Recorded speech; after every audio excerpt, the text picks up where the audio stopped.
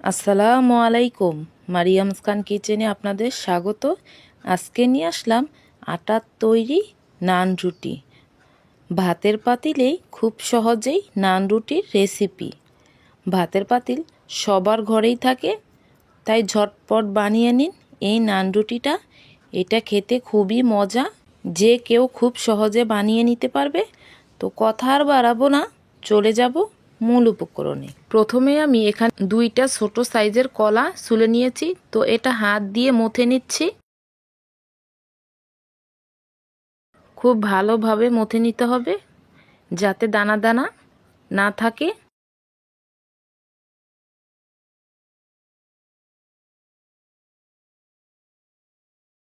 তো এটা আমার খুব ভালোভাবে মতো হয়ে গেছে। এর ভিতর আমি দিয়ে দিব 3 কাপ পরিমাণ আটা। আপনারা চাইলে কমিয়েও বাড়িয়ে নিতে পারেন।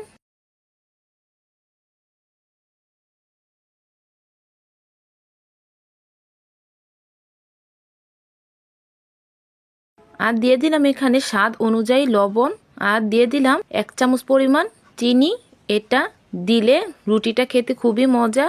আর এখানে আমি এই ব্র্যান্ডের ইস্টটা নিয়েছি, এটা খুবই ভালো। এটা সুপার শপ থেকে নিয়েছি। তো এখান থেকে আমি 1 চামচ পরিমাণ ইস্ট দিয়ে দিব। অতিরিক্ত ইস্ট দিলে রুটিটা খেতে ভালো লাগবে না।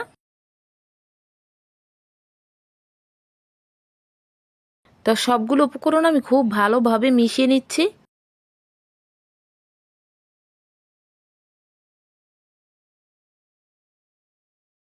তো খুব ভালোভাবে মিশিয়ে নিয়েছি। এখানে নর্মাল ঠান্ডা পানি নিয়েছি। তো একটু একটু করে আমি রুটির ডোটা তৈরি করে নিচ্ছি। এটা একদম শক্ত হবে না, একদম আঠালোও হবে না। আমরা যেভাবে নর্মাল রুটি বানাই সেরকমই হবে।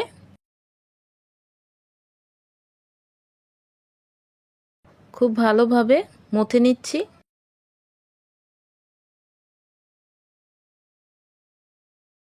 তো এটা আমার মাখানো হয়ে গেছে। এবার ঢাকনা দিয়ে আমি 2 ঘন্টা রেস্টে রাখবো।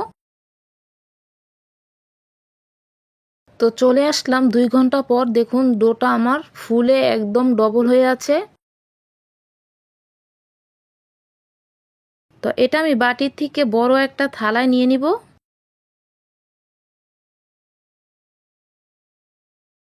হালকা গুঁড়ি দিয়ে নিচ্ছি। বড় একটা থালা নিয়ে আমি 2 হাত দিয়ে ভালোভাবে মুথে নিচ্ছি।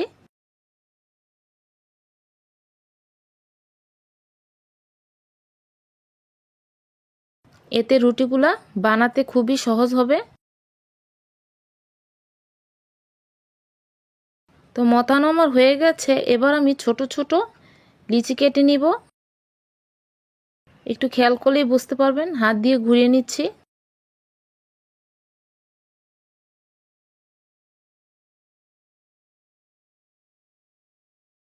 তো একইভাবে আমি সবগুলো লিচি এভাবে কেটে নিব।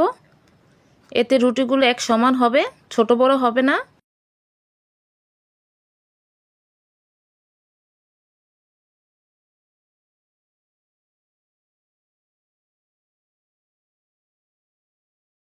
তো সবগুলো লিচি কেটে নিয়েছি। এটা একটা সাইডে রাখবো। একটা রুটি বানিয়ে আমি দেখাচ্ছি। আটা দিয়ে নিচ্ছি হালকা করে, এতে বানাতে সুবিধা হবে।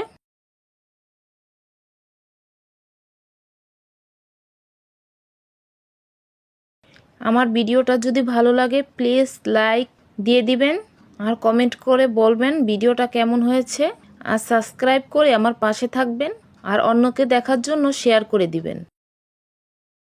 তো কথা বলতে বলতে আমার একটা রুটি বানানো হয়ে গেছে। রুটির সাইজটা আমি দেখিয়ে দিচ্ছি। এখানে আমি 1 চামচ পরিমাণ লবণ আর কিছু পানি নিয়েছি। ব্রাশ দিয়ে আমি লাগিয়ে নিচ্ছি। এটা আমি রুটিটা যখন ভাজবো তখন নিচের সাইডে দিব। তো চলে আসলাম ভাজার জন্য। এখানে ভাতের পাতি দিয়ে দিচ্ছি। চুলাটা এরকম লো হিটে রাখতে হবে। চুলার আঁচ বাড়ালে রুটিটা কিন্তু পুড়ে যাবে। তো ভালোভাবে গরম করে নিয়েছি। রুটিটা হাঁড়ির উপরে দিয়ে দিলাম। দেখুন মাশাআল্লাহ ফুলে উঠতেছে।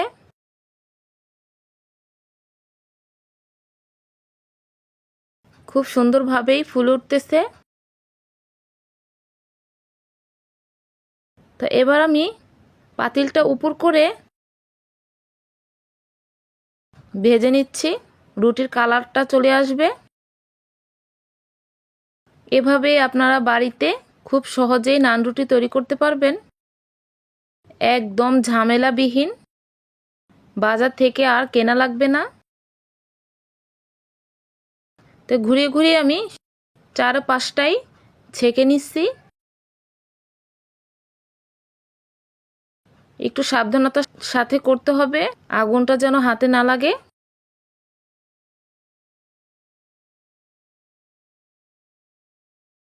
অবশ্যই এটা ট্রাই করে দেখবেন। তো এবার আমি হালকা তেল লাগিয়ে নিচ্ছি, আপনারা চাইলে নাও লাগাতে পারেন।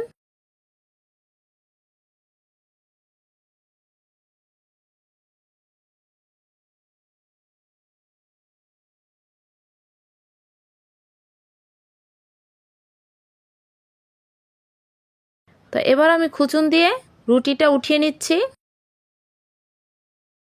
দেখুন খুব সহজে উঠে যাচ্ছে, নিচটাও দেখিয়ে দিচ্ছি।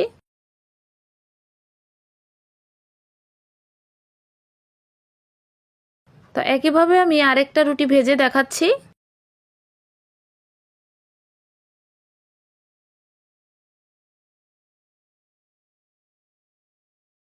এই রুটিটাও মাশাআল্লাহ ফুলে উঠতেছে।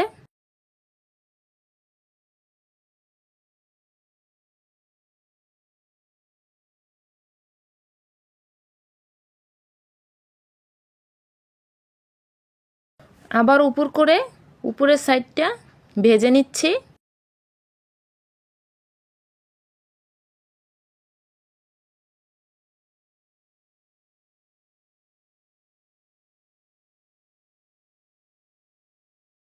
আবারও আমি তেল লাগিয়ে নিচ্ছি।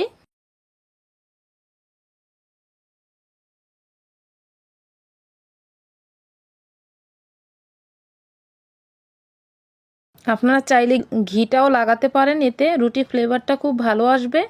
তো একে একে আমি সব রুটিগুলো ভেজে নিয়েছি।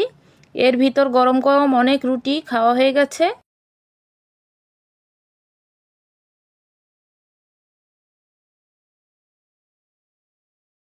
দেখুন রুটিগুলো একদম সফট, এটা গ্রিল বা মাংসের সাথে খেতেও ভালো লাগবে।